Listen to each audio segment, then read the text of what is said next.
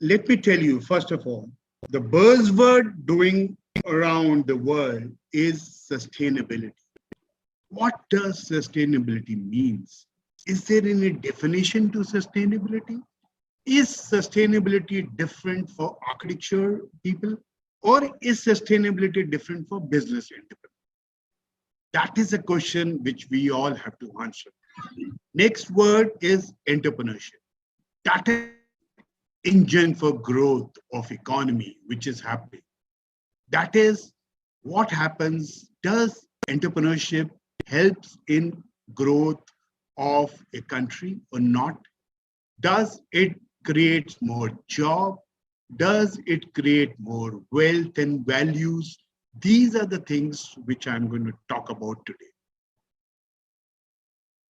For this to happen, what I thought was, once this topic was given, I always, if you see my webinars and lectures, I always take it as a journey and find out what are the stations which is there in between, and then take that subject forward. So the first thing after I got the topic was, what is Sustainable Development Goals? How many goals are there? Are there 17 goals? What are they? And out of these goals, as for the theme of this workshop, is Sustainable Development Goal 4, quality education.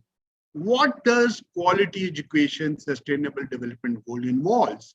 And where does sustainability entrepreneurship fits in there? So this is what I'm going to answer in next slides. Then what is sustainable? What do you mean by sustainable? Who is entrepreneur? What is the difference between entrepreneur and a businessman? What is entrepreneurship?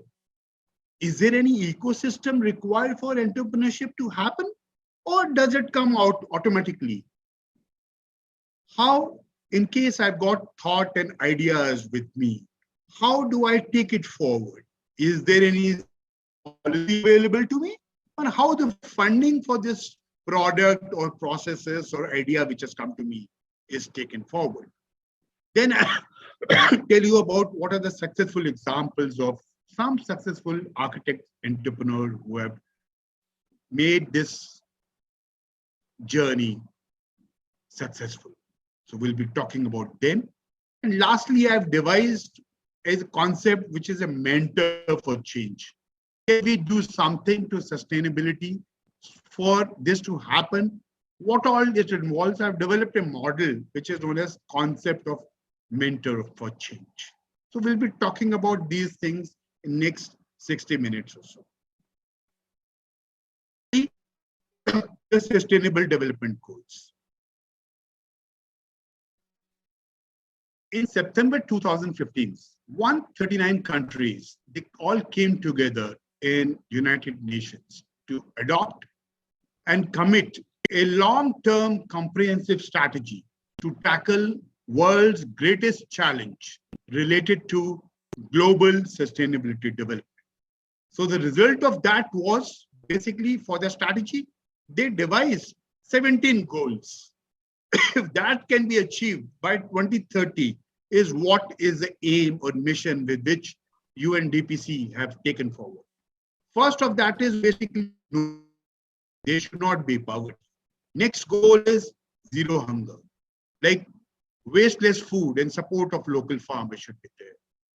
Third goal, naturally, if there's no poverty, there's no hunger, you will be good health and well-being has to be taken care of. Vaccination or your family and other things have to be taken forward.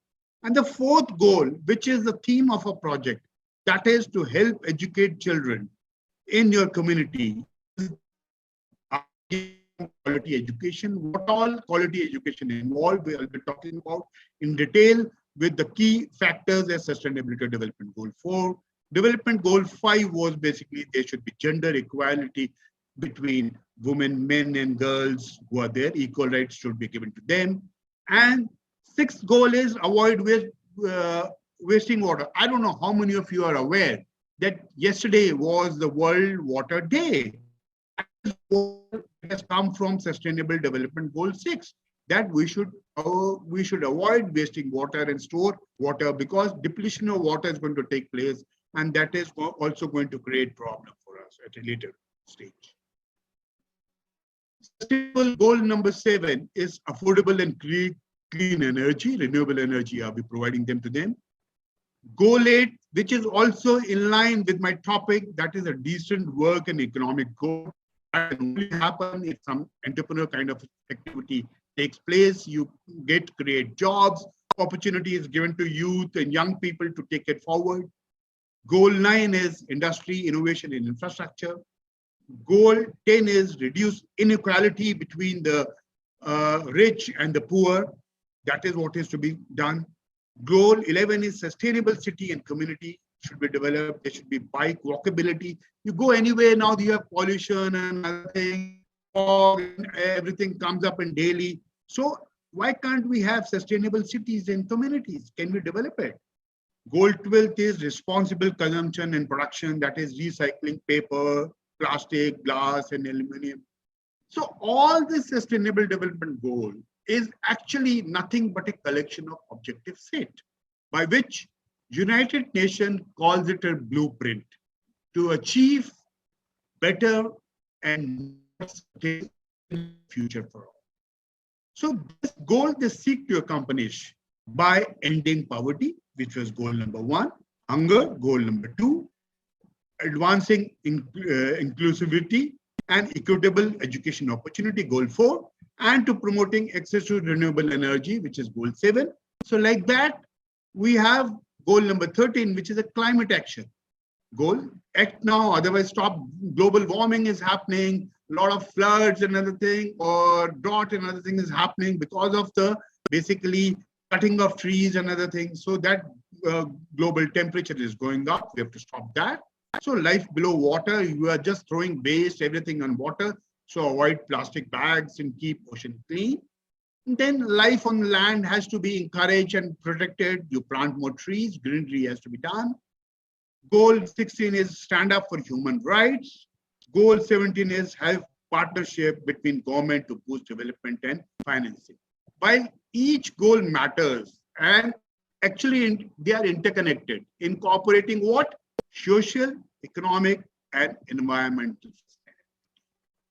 As UN, United Nations puts it, this is a global blueprint for dignity, peace, and prosperity of people and now as well as in future. That is what is sustainability. So we'll come to the definition. That is, we'll now see what is there for Sustainable Development Goal SDG 4. This is basically to ensure inclusive and equitable quality education and promote life opportunities for all. As I always say, that learning normally happens in 4 ways.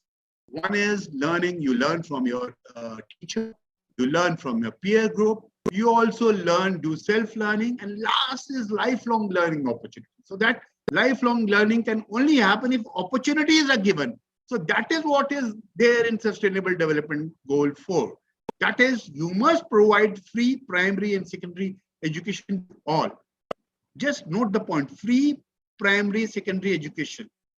Next, you provide free, but is it accessible? Goal number 2 is equal, accessible, quality pre-primary education to all. I've given pre-primary education, but have I given them chance to have their own jobs and vocational and technical training? So equal access should also be given to affordable technical, vocational, and higher education. And target 4.4, which is also related to your sustainable entrepreneurship. That is increased number of people with relevant skill sets which are required for financial success. Target 5, there are 10 targets in Sustainable Development Goal 4. Eliminate discrimination education. That is, all those people who are Divyang should also be given education. They should not be left behind. They should also be taken forward and given education. Target 6, universal literacy and numeracy. Target 7, this is also related to my topic, sustainable entrepreneurship. That is education for sustainable development. Development can only happen if entrepreneurship is there and global citizenship is there. and access to all the thing is there, is provided to all citizens. Target 8, build and upgrade whatever schools are there. You have to build them and upgrade it and make it inclusive and safe schools where everybody, even Divyangs and others, can also go. Expand higher education scholarships for developing countries. Target 10 is what for our teachers. Increase supply of this qualified teachers in developing countries. So this is as far as sustainable development goal 4 is there, and which you are taking it one by one each day. So today I'll be just talking about in this target 4 and target 7, which is related to sustainable entrepreneurship. So firstly, what you have is basically according to, like I said, is there any definition? The first definition was given in 1987 Land Commission report, which was submitted to United Nations, where they say sustainable development is a process. It is a process used to pursue sustainability, means meeting the needs of the present. I'm meeting the need of the present without, note the keywords, meeting the need of present without compromising the ability of future generation to meet their need at that time. That is what sustainability is. Now, to further subdivide this sustainability, this concept was further broken up into 3 cores or 3 pillars, which is economy, environmental, and social. That means sustainability is related to environmental, a viable natural environment should be provided, social, that is nurturing the community for which you are doing some work, and whatever you're doing should have some economic benefits. So sufficient economy should be generated if I do this. So that is what is known as sustainable development. Now, these 2 words I've given, sustainability and sustainable development. What is sustainability? Sustainability is a larger long-term goal of building a more sustainable world, whereas sustainable development is often referred to specific processes and method to achieve that goal, so that in long-term measures we get sustainability. If you see the view fold, you have society, environment, and economics. In society, you increase the standard of living, give education, have more job opportunities, equal opportunity should be given to all. Environmental, you must conserve natural resources, pollution prevention, biodiversity should be there. In economic side, if you see, there should be growth, economic related to growth. If there is a growth, there got to be profit. There has to be profit, then the cost saving is there. Or to achieve all this thing, research and development should happen so that you save on each penny. Now, this is what is on broader terms what sustainability means. But does the same definition apply to my business or in my business world? In my business world, the same thing slightly changes or twists. That is, in business world, sustainability is viewed as a form of triple bottom line reporting system, whereby business entrepreneur communicate to their stakeholders in terms of economic performance, business, so he is more worried about profit, environmental performance, so he is saying planet, and social performance, so he is doing something for upliftment of people for which he is creating their business. So that means business practice is nothing that is economically viable, socially responsible, and environmentally friendly. And this is usually regarded as being sustainable. If you have these 3 things, if your proposal, if your business practice is economically viable, socially responsible, and it is environmentally friendly, then this is regarded as being sustainable business. I hope this is clear up till now. Now, there is another, sometimes people get confused between what is entrepreneur and what is businessman. Is there a difference in it? Entrepreneur is nothing. It is an individual who has some idea, exclusive idea to initiate and to establish a new venture or business proposal and bring change in the world. Because of this idea, there is some change, there is some innovation which is happening in this. But if I do this innovation and this change, it has to be risk-oriented. So the environment is highly creative, innovative, and it takes risks because it involves risk. It may be successful, may not be successful, and it endures unpredictability of the business. Now, the business started by these entrepreneurs with new concepts for the first time is known as startups. So this is what I'm just defining some terms we come across. Entrepreneur, we come startups. A new concept for the first time is tried is known as startups. That is what is in the world. This is what is known as. Now, this entrepreneur is also an integral part of. This is all part of the operation where you build, deploy other functions and operations, and capital. This later becomes the entrepreneur, becomes a businessman. So that means this is all is a entrepreneur process. I'll just tell you what entrepreneurship is. That is a process. Now, as an entrepreneur is a person. Now, let's see in relation to what a businessman does. Businessman is basically an individual who operates and start business with the same old business ideas.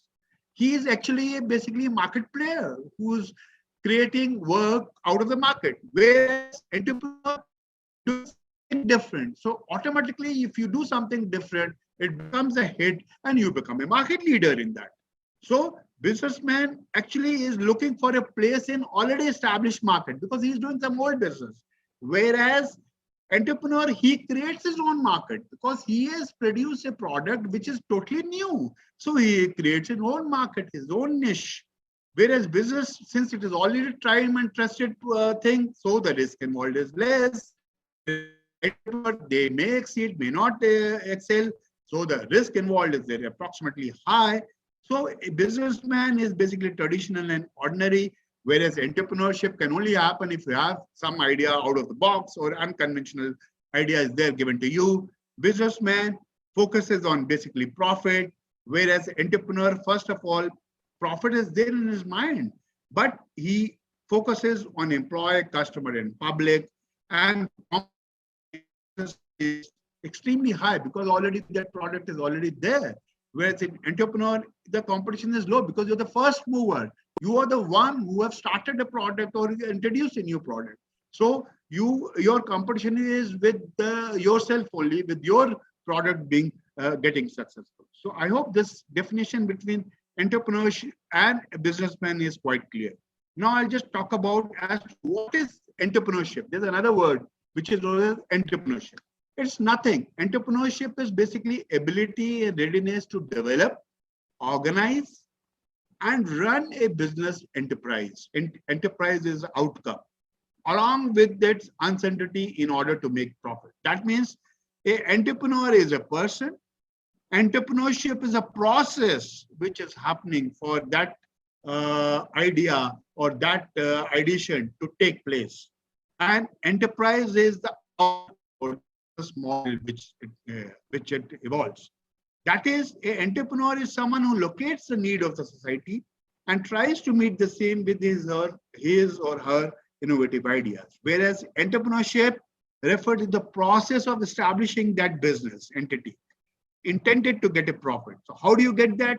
You have an idea, you have idea generation is there, you have an idea, you process that idea with skills, knowledge, competency, creative, evaluate what are the opportunities available to you. If you see on the left side, that is the whole process which takes place. That is, there's a generation of idea. Once you have idea, you develop a business plan. Once you develop a business plan, you have fundraising done for it. After you have done the fundraising, you promote your product, and then you start commencing the thing, and then you start harvesting the thing and taking it forward. So this is, I hope it's clear definition between entrepreneurship and enterprise. Enterprise is a business or the outcome which is there. Entrepreneurship is the process. Okay. Now we'll just talk about further as to how I have got certain kind of an idea. Now that idea has to be converted into funding and has to be taken it forward. So if I got an idea, if you see on left side, I've got an idea. Idea could be a product or could be a service. I have to convert it into reality. So how do I do it? So that I've got an idea, but I don't have the money. From where to get the money? So you must have heard this terms of bootstrapping. Bootstrapping is nothing. It is only that means you are starting your business or you're taking forward your idea from the money of your family, or you yourself is contributing towards it and just taking that idea forward. Whereas then what is seed money? Seed money is the money which is given in case I am in an organization like in my college, if it's there, if you got a certain idea, I've got an incubation center. So we give certain seed money is allotted to entrepreneur so as to take and develop and take his product and services forward. So that seed money is given from any institution or government agencies or from bank or somewhere. So that is known as the difference which is there. Bootstrapping is your own money. Seed money is a money which you get from your banks or from your institute or other places. Then there's a third thing which is now very, very popular, which is known as crowdfunding. All this thing, let me tell you, is only at the inceptional stage of the idea or product and services which you have got. Because whatever idea I've got, I have to develop a prototype for that.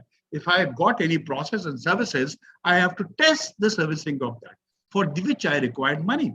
So given to me by seed money, bootstrapping, or crowdfunding. Crowdfunding is what is the latest innovation which has happened. It is a crowd which funds the idea or the project through an online platform. There is in crowdfunding the three things which is involved. One is the player who wants to take money or who have developed an idea. Next is the platform under which all this bidding and all this happens. And third is the investors who wants to invest their money into the new product. So that is what is known as crowdfunding. That is, you raise funds through online platform. There are certain online platform which encourages this. On this online platform or internet, you communicate with people, you tell them your ideas, and each one of them contribute some small amount for your idea to be successful, the project or venture to be successful. So this is how your idea takes off.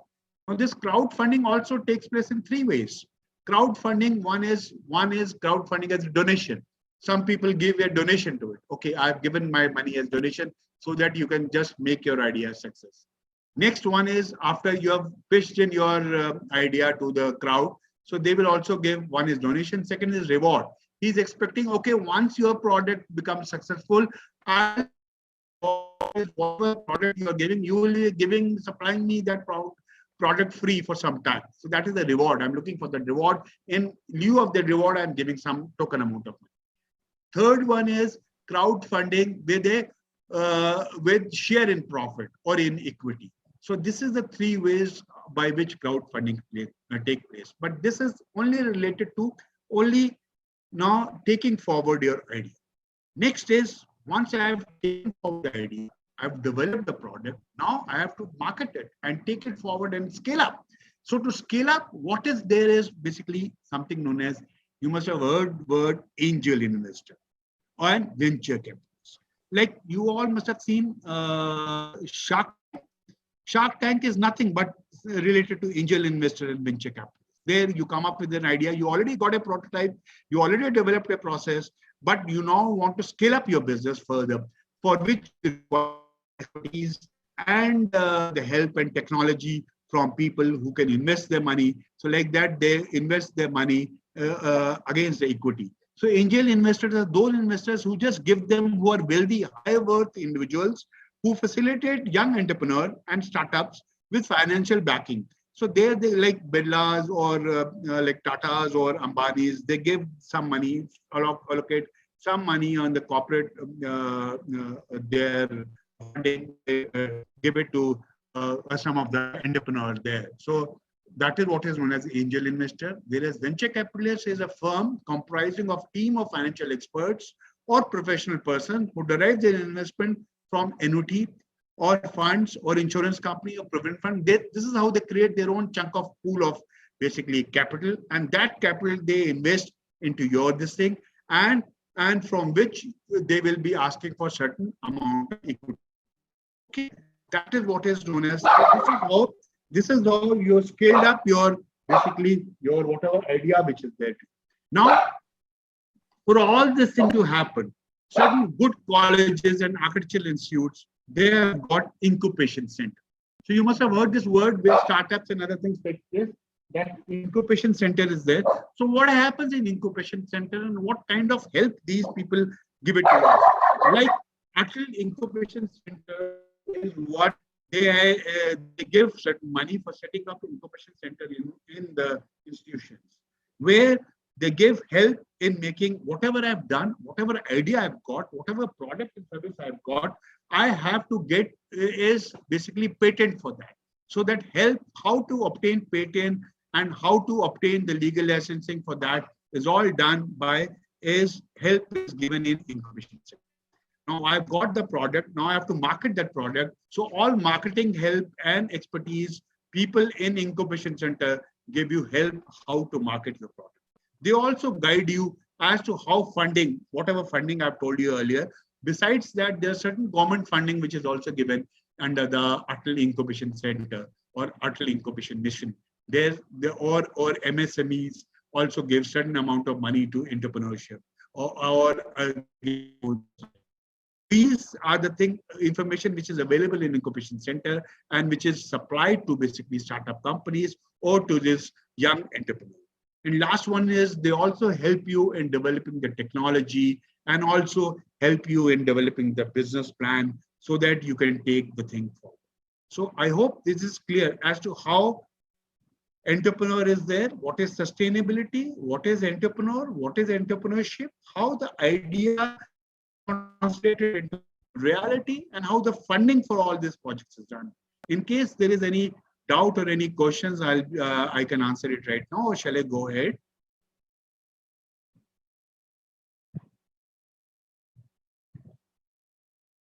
Okay, so I believe everybody is now crystal clear as to what is how the idea is converted into reality. Now we'll just see what are the types of this entrepreneurship. There are basically four. There are many, but I've just classified into these four types of business entrepreneurship. There is something known as small business entrepreneurship. So these people run or have their own business and they hire family members or local employees for them. Okay. And the profit which they get out of this is very small, which is only to feed their own family. And they are not into taking over industry. They fund their business by taking small business loans or loans from friends and family. This is something known as crowdfunding and basically taking your business forward by basically your bootstrapping or seed. Next is a person who is willing to take his whatever idea or business he's got a vision, he wants to take it, he wants to scale up the thing. So he cannot do it. So this startup entrepreneur starts a business knowing that his vision is there. He can change the world, but he has to attract investors who think and encourage people. So we think out of the box. So these is where he does his research, focuses on scale of business, and he develops experimental models so that they are the one who hires the best of best people and brightest of employees so that their scaling up can be done properly. And the person who are well clued up in technology. So they are the one who require basically large amount of venture capital. So to fuel better projects or business. So that is what is known as a second kind of entrepreneurship. That is a startup company who wants to scale up his entrepreneurship. Third one is already a large company. So he is a large company entrepreneurship. So this company is already very large. He's already has got his whole life cycle by which he is working in business. So most of this company basically grow. How do these big companies grow? They grow and sustain offering innovative models and products on the way. That means they keep on evolving themselves, keep on putting, because each company can only become successful once they are differential. That differential means their product is different from what is available in the market. And another thing is they have to be first mover advantage. So the first time they are using, like we used to have ACs, first used to have normal ACs. Now they've come up with inverter ACs. Inverter is basically you're saving electricity and you're cooling faster. And so this is how, with new innovations, with new things, you are changing up and scaling. That is the reason why every time Apple, they keep on innovating, they keep on changing the product each year so that their business grow continuously. Okay, so this is what is normally happen in a large company entrepreneurship. So what they do is with the new product is go into different competition, they go new competition, they build pressure for large company to with rapid tech, because technology is changing, though they modified their product and changes, and the existing organization either they buy the thing of the innovation from some small entrepreneur, or they have inbuilt internally develop their own product. So that is what is known as, if there's a word which you must have seen, this is entrepreneurship. Entrepreneur, Entrepreneur. That's entrepreneur. Entrepreneur is a entrepreneur who is working within a company, developing a new product, and he doesn't have to now worry about finances and other things. He only have to develop a new idea and new product for the large company. So that is what is entrepreneur is. Okay. Next is social entrepreneurship. So there are four kind of a business. One is a small scale up, large company with new products, and fourth one is social entrepreneurship. Social entrepreneurship is basically you're doing something or making a product or producing a product and services, which is to resolve the social needs and problems of a different regions and society. And their only motto, goal is to work for society and not to make any profit and anything. Their only aim is basically to take the thing into play. So this is how basically you have learned what is sustainability, you have learned what is entrepreneur, and you've also learned the difference between entrepreneurship and enterprise. And you've also learned as to what are the four types, how the funding for this is done. And you've also learned as to what are the four types of entrepreneurship which is available. I've just broadly, there are others also, but I've just broadly classified them. Everybody fits into this four kind of category. Now, coming to our bread and butter, that is in education field, are we doing sufficient? Are we doing encouraging our students to become entrepreneur? Are we making our architect, which has got skill set which is required for entrepreneur in 21st century? For that, what I normally say is, in architecture field, there are three things which is there. One is basically your technology is changing rapidly. So you have to be abreast with it. Then whatever you're designing has to have flexible mode. Either you have got prefab and your adaptable and other kind of structures, which is transformation structure, which is taking place. So that flexibility in your design has to be there and has to change accordingly. Last one is it has to be sustainable, net zero, green buildings, and those sustainability kind of things, and they should also be incorporated in all of it. That means if I teach all my students these three things, then we are making our architects not only to read and write, but those who can learn and also can learn and relearn new ways and new technology which is happening days on. That is AI, which is happening nowadays. You have model which has been developed by AI. Like you had Frank Gehry, who would use Catria software basically to design his buildings. And you also have Zahadi, who has got Zah codes, where she is also looking at the behavior pattern through the AI models which they have developed, and from which they get different iteration and parametric designs. They get different iterations and different ideas which is created, and that has to be evaluated. So this is how 21st century architect should be able to learn, unlearn, and relearn things which is coming new in the field. which is coming every 5 years or 10 years. Okay. And next is, are we having entrepreneurship education in our curriculum? As per the new education policy, this is must. You also must have seen in institutes that you have now choice-based curriculum system. So choice-based system is available to students. So they have core subjects, they have disciplinary subjects, they have generic subjects. They also have life subjects, which is their English communication has to be taught. So their entrepreneurship skills and all can be incorporated and should be taught to students as per the new education policy. Are we doing that in our institutes or not? At least I had taught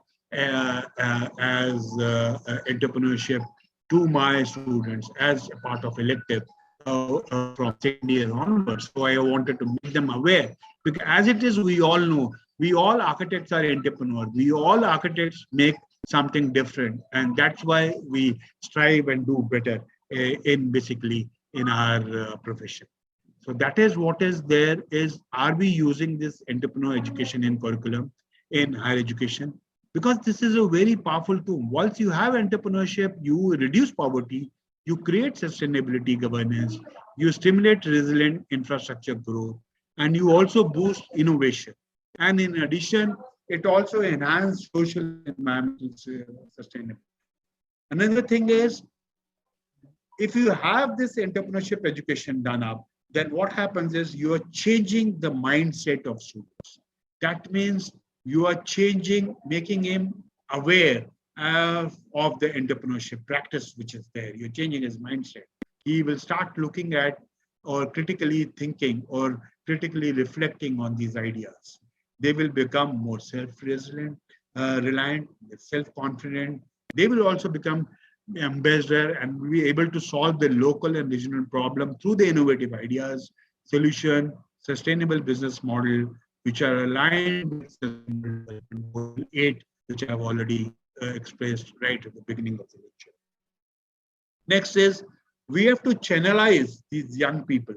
Like you must have seen this Shark Tank or in daily advertisement, they always say, we have to now channelize these young people from taking job that someone else has already created towards creating job for people. That is by conceiving and making startup companies a new business which is aligned as per the Prime Minister self-reliant India mission concept, and which is also aligned with this self-sustainable development goal 4. That means if we become an entrepreneur, you are also helping society. You're not looking for job. You are creating yourself job, and in terms, you're also creating or adding value to the system. Okay. So this is what the skill set or entrepreneurial skill set which architects should have. Besides this, if in the architectural field, there's certain element which should be available to our architects, which I feel should be there. That is more customer awareness. There's no customer awareness which is available right now. I'll come to once I see, if you see successful entrepreneur, how they've picked up these small ideas and created business out of it. There is no customer awareness. He doesn't know if anybody wants to have his school constructed. He doesn't know where to go for. He doesn't know where to find architects. He doesn't know what all thing it involves. So the customer awareness towards architects is not there. So there is nothing which is available. Next is, there's no networking which has been done. So whatever work you do, it has not been projected somewhere. That's why if you see one of the architect, he has made up his business model where he's documenting the work for others and making it and doing networking of it and making it a social exposure. Their networking is not being done. So this is another element which we architects also lack. Next is, we are not upgrading ourselves. That means technology is rapidly changing. I told you the skill sets is changing, in which technology, previously we used to basically make your drawings with basically your handheld drawings. Then we started moving into ink drawings. Then we moved out into drafting. Then we moved into basically computers. Now everything is now becoming AI. So the generation or models, which is all BIM model, is being created by softwares. But only thing is you have to give the inputs to them. Only then it happens. Yeah, similarly, previously we used to make perspective, 1-point perspective, 2-point perspective. Now that is no longer required. You already have this walkthrough, you already have this BIM model which can be rotated and which also can give you as it is, as built things by AR. We can get these. I'll be talking about that in my later part of the talk. Next is, now, is there a know-how? Is there a continuous will which is available with all architects to continuously develop?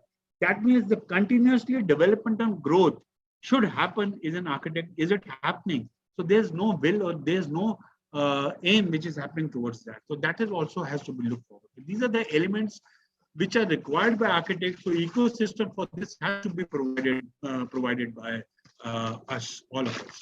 As institution, as basically COA, these things have to be thought of. And these FDPs, which is being conducted by COA, is a right movement in that direction. Now we are getting used to, we are also getting upgrading of knowledge by knowing these things from expert talks and expert lectures. Okay.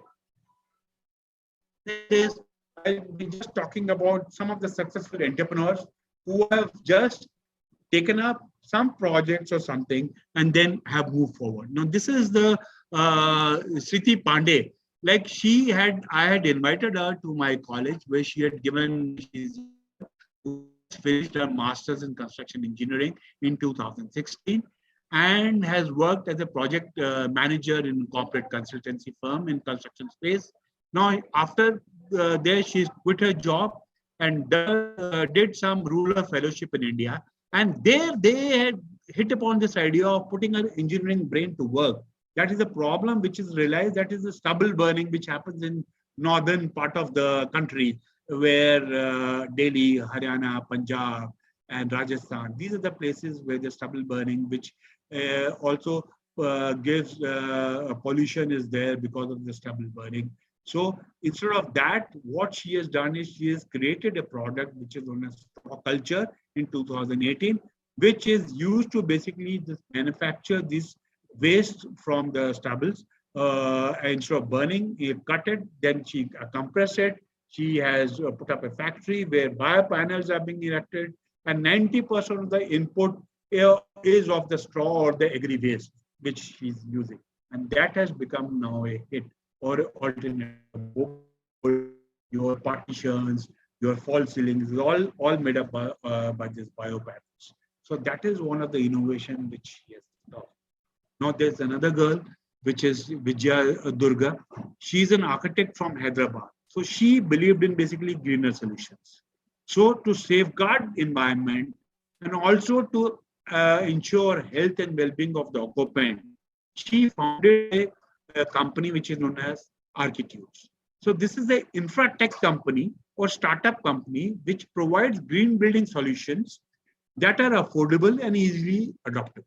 Now, this architect is developing products and services to help foster sustainability and reduce construction industry carbon footprint. Now, you already must have ECBC has come up with some of the rules and regulations. They've also come up with some software of the Eco Nivas Samiti. Similarly, she has developed one of the software where you put the same your build form or BIM into that, and through this artificial intelligence product, Know Your Build, it suggests list of suitable and sustainable material which can be used, basically tagged along with time, cost, and energy efficiency, also maintenance information, so that you can reduce oil and can make your building green and can also go up to the net zero building. So this is basically nothing but a virtual prototype model. Architudes. This product behave exactly like real buildings, and the cost of construction, time schedules, energy efficiencies of building, and data needed to maintain building can all be extracted from this model. This is what is normally happening in BIM models also. So she has only dovetailed and made her software integrated with those BIM models and is also extracting information out of it by through the application which she has developed, which is known as Know Your Build. Okay, so this is how people have thought of something in the relative field into specializing into something. Next, third entrepreneur which I could think of is basically your Titi Tiwari and her husband Gautam Tiwari. We had tie up with them and they had come and taught us. Tracy is their company. They've got that software, which is as a service, which they use as a VR product for construction industry in 2018. They come and they came and gave lecture and demonstration to our students and encouraged them. So this is the software which they have developed, which along with those goggles and other hardware, you can just make your client go through the virtual world. So where VR, virtual reality, is now converted into, you all must have known what is virtual reality, what is immersive technology, augmented reality, like what is happening in augmenting reality and what is known as mixed reality. So these are the words which have been very buzzwords and common words which have been used. Virtual reality is just like a gaming thing which you are doing. Now this software, with these softwares, these are also software which are also readily available on your iPhones and other things where you can download it, now place it across a wall and can see what are the finishes and other things it can have. So she has developed that kind of a software and now is interacting with the users and with the designers and clients to interact with their designs in real-time solutions. So it allows users to explore, review, and modify their design changes. So this is where she is taking her company Smart VizX, which has launched this Tracy product. Another I could just find out is this Minal Dubey. Like I was just talking about your customer awareness and networking. So she has worked towards that side. That has identified, and she is the key to encourage architect and interior designer to document our work. Normally, we lack our documentation of our work. So she has started our startup as SpaceX, and they create content for online community of architects and interior designers. Realizing the potential of this documentation for architect and designer, she began to offer services to architect and to document the work. After documentation process is complete, her startups makes best or display the same thing in the basically social media, social sites, Instagram, LinkedIn, Facebook, YouTube, to showcase the works of the architect and can help architects to connect with their potential clients. So another major milestone which she has also done is basically she has produced a web series called SpaceX Incredible Architects, which showcased various works of different types of architects on Amazon Prime. So this is how innovation can happen. If you think out of the box solution or requirement which for future architects should be given and should be supplied to our students. Like during this process of my lecture or my elective with my students, what I found was some of the students, they were so motivated that they had developed their own products of painting, making small cards and other things. So their mindset was changing. So they started making these cards or iCards by children, handwork and painting, and started marketing them.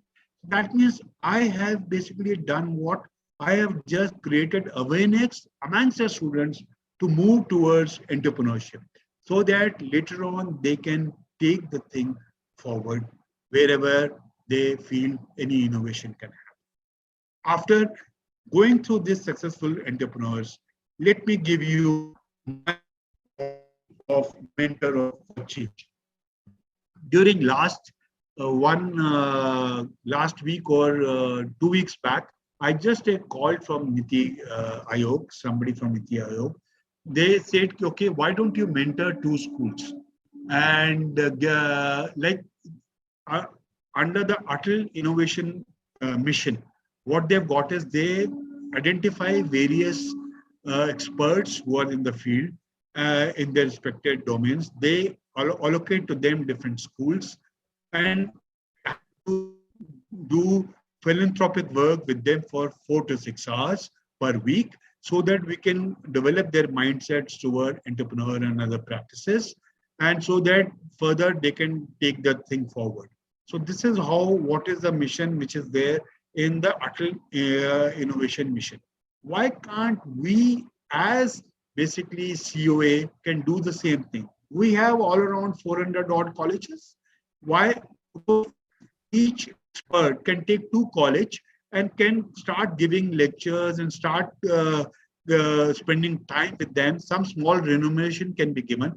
So that itself can inculcate, or that itself can develop the mindset of students. Like alumni who's there of their students can also be given the task to pay back to the basically the alma mater by hiring them for doing this philanthropic work for 4 to 6 hours per week, so that you can share your known experiences, you can guide them, you can mentor them.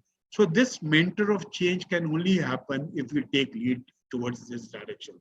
That is, new entrepreneur can take help from these mentors who have already experienced and can learn from the journey of how businesses can be run, how you have to write business plan, how you have to make into operation,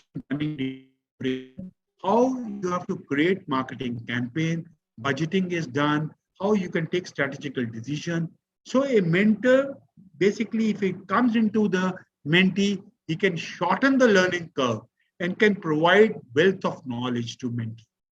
So mentor can also help potential owners understand the different business venture, plans, scope, products, which they can take it forward. They can recognize the opportunities. So mentors can do wonders. They can help mentee pursue correct direction, not chase dream with no legs. That means some of the teaching and task, knowledge which mentor can share are his own work experience, bring a good reputation and credibility to business information from their own journey to mentee. He can advise how to prepare strategic plan as well as how operative or operational plans can be prepared, orientation and resolution of the problems which they face while developing a product, can support in commercial work of enterprise.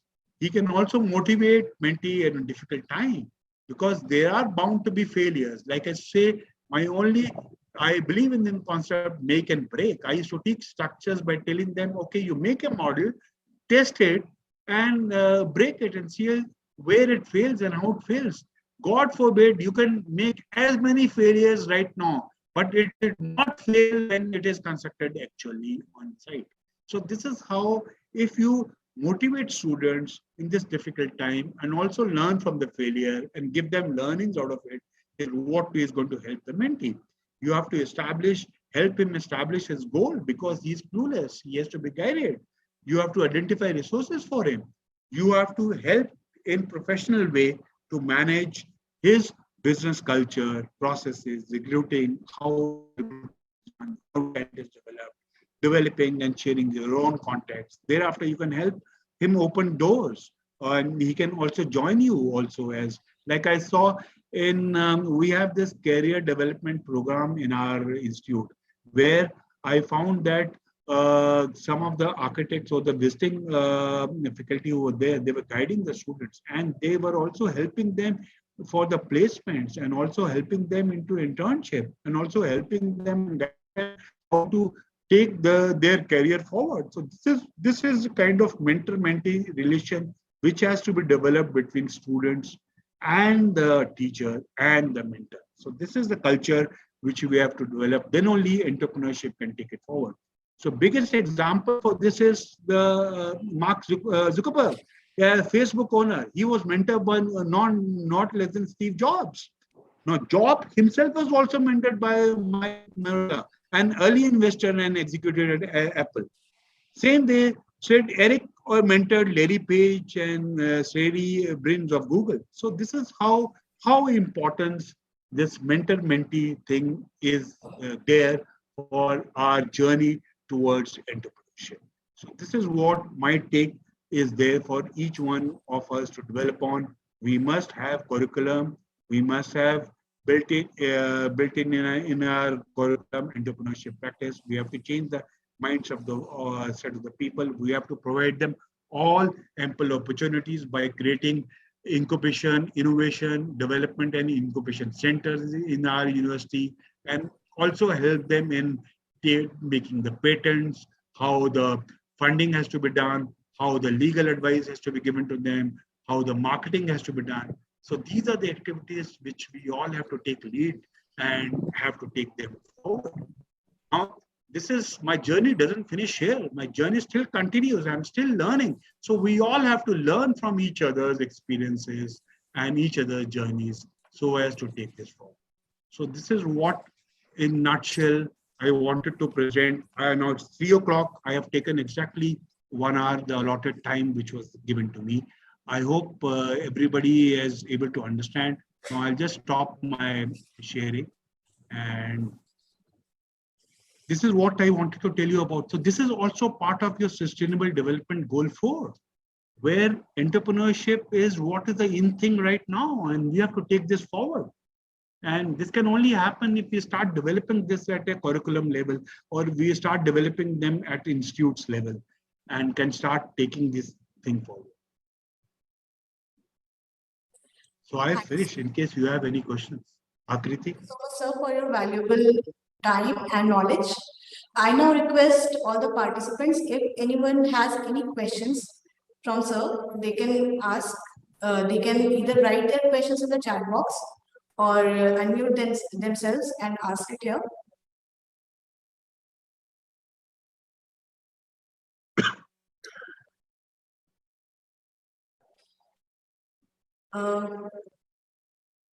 Sir, I have a question. Shivani, bolo. Sir, you said that teachers provide students with job opportunities also, I mean, through their contacts, and this is the kind of mentorship that is desirable. But as a teacher, maybe I will not have so many contacts so that I can get 80% of my class placed. So having my limited contacts and students knowing that she would do that, so wouldn't that encourage an unhealthy practice of getting into flattery and buttering towards the teacher? No. What I mean to say, what I meant was basically each institute must have a placement cell or something. Okay. Right. So their placement cell, you can give your references. Okay. Now, these people, references you have given, so these students, they don't have to see, okay, it is given by this teacher. The mentoring is you have to just guide them as to whether to go in for small firm, or whether to go in for big firm, or to go in for corporate, like you have got these different categories of firm, and whether to go for specialized work, or whether to go for higher studies later on. So these are the mentoring which I wanted you to take it forward. And whereas any job prospects and this thing, you give it to the placement cell, they themselves will not take it forward. So that tag will not be there. Okay, no flattery and nothing will not happen. They themselves will now call those agencies into campus, and then the placement of students will happen. Like Arcob and Morphogenes, those big firms can be called, and they themselves can take and we only help students in preparing their folders so that their portfolios can be developed further. We give them guidance towards that. That is what I meant. Okay, right, sir. Thank you, sir. I think there is another question in the chat box, sir, for you, which says, can you elaborate on funding a construction startup? Construction startup. See, I told you, construction startup. No, construction startup, what are you doing? You're talking about contractor? Or what are you talking about? You can just speak to me directly. It can be architect, builder kind of thing, or it can be like a apartment construction. It can be a house construction. Maybe developer, contractor, that kind of person. With architecture and design. See, what actually you're talking about business. I told you difference between business and entrepreneur. So these fundings which I had listed out is basically for an entrepreneur. Otherwise, for builder and other things, loans and other things are all there. Bank loans and other things are there. Whereas for in case for any entrepreneur or startup company, or in case I want to develop a company where I am giving it different types of aggregate which is not available, or I have developed my own kind of aggregate and I want to take funding for that. So that can be taken through these ventures which I've told you.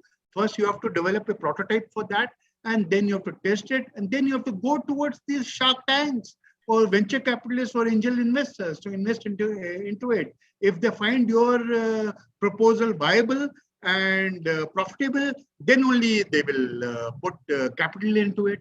That is what I meant. Basically, this is kind of funding which happens in this entrepreneur world. They see also the prospects as to how it is, if your product can be scaled up and can be taken it forward, has got any idea and which can be expanded further also. Then only they'll come forward with their money. Na? You must have seen in this Shark Tank thing, how many, they don't give fund to everyone. They give only fund to the idea which they feel is appealing and which can be taken forward. So that is kind of pitching you have to do with this venture capitalists, and also with your basically angel investors, and also with this these two people for scaling up. And just to start up is all crowdfunding and other things you can bootstrap it. But for the construction company, there has to be something differential. Or I developed a sand, like there is some already search going on, finite sand. I don't know whether you're aware, like how they are making sand out of this sand dunes, sand. So that finite experiment, once that becomes successful, research has to go there. And then when the product is developed, so then the funding automatically comes. So there is another question by Ajit Nirmal. Can you tell us about Atal Incubation Yojana and how we can start it in our institute? Okay, there is Atal Incubation mission is basically, you just Google it. So Niti Aayog, they will tell you. So there, in case you have to start up, there is a pro forma for which you have to submit. There's a 10,000 square meter of area which you have to dedicate to them, and they give you loans. I think they give you 10 crores of loan for next 5 years, and you have to develop a kind of infrastructure which is given in those Atal Incubation mission. And then you also have to have these consultants hired for giving knowledge to basically your startup people. So that is where you can find information. Go to Niti Aayog, type Atal Incubation Mission and licensing for that. So performa and other formalities will come there. Thank you so much, sir. Sir, I have one question from you. When I enrolled into studying architecture and further enrolled for masters in planning, so there was this thing that I wasn't very aware of these fields when I was in school. And whenever I used to tell like my juniors from school, like younger than me by 10 years or so, they wouldn't understand what exactly I'm studying or what exactly I do as a professional. So do you think that there is a need from our side, the professional side, that we should go back to school and have some interactive session with the school students? Exactly. That is what my institution does. What we do at Sushant, there's something known as outreach program. So what you do is you have to, like in a private player, I told you, in a private market, you have to attract students. How does a student come? They come through the legacy. Also, they come through how good your alumni is, and also they come from the word of mouth, and also it also comes through by these outreach programs. They go to each schools.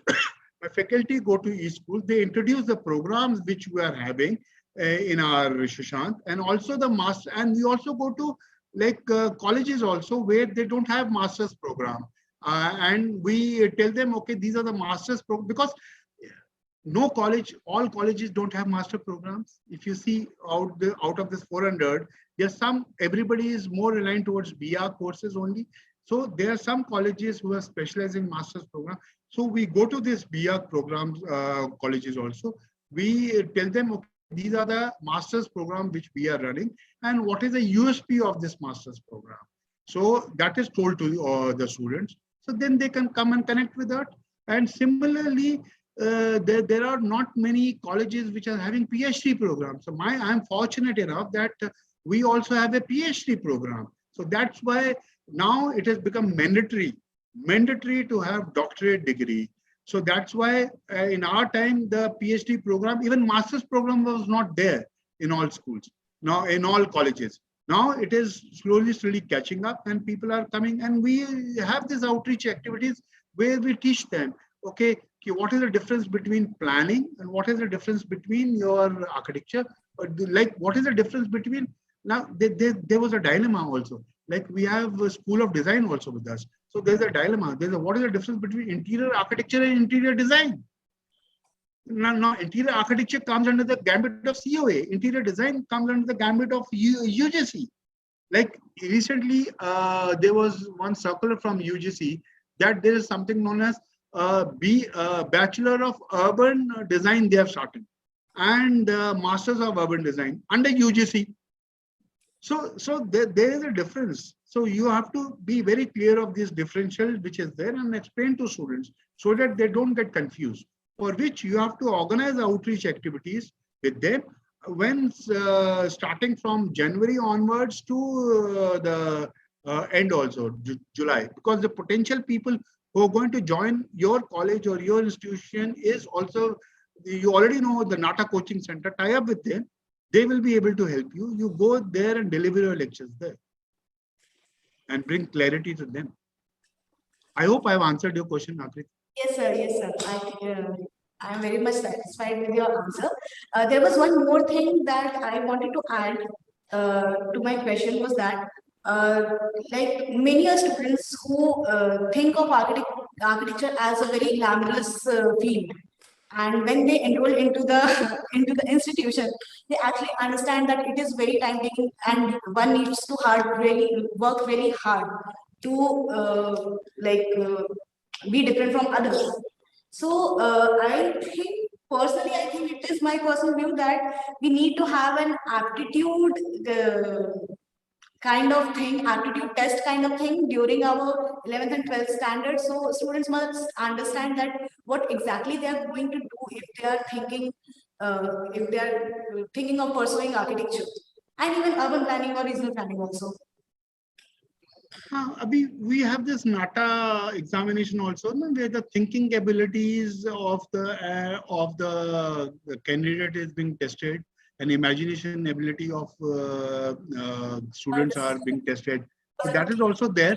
Plus, over and above this, what I mean to say is there's no doubt that this architecture profession is very demanding, but at the end of the day, it is very satisfying. We have to celebrate that. You are making something new, which nobody others have thought of.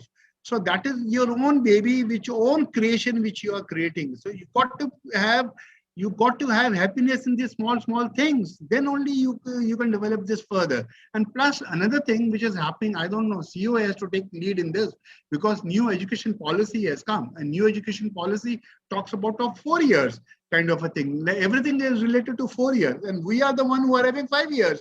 So we have to align with whether, like in 4 years, we have 1 year certification course, second year diploma course, third year you have your degree course, and fourth year if you come out, you have honors with your research portfolio. But we are 5 years. So where we stand in between this, so then CEO has to take a call. Can we reduce, like engineering people have done it to 4 years? So that we are aligned with everyone, because one, it is basically more, because what is another thing which is happening is the people who, younger generation people who are coming, what is happening is either somebody of them is already in the architecture profession, then only they are coming and joining. New people are not joining. So unke liye you got to create environment, you got to create this thing, ecosystem in such a way that they are attracted towards it. That can only be done if you also make your curriculum to 4 years, squeeze it to 4 years, and so that it's aligned. Because what this is, why should I spend 1 year more fees compared to 4 years? And I know in architectural field right now, there is the remuneration or rate of return is not that much as compared to other fields. So that is the reason I am saying you go towards entrepreneur practices, so that from the day one, you don't become a job seeker, you become job giver. So that can only happen if you start having that entrepreneur mindset embedded in students right from second year onwards. So this is my only take for that. Thank you so much, sir.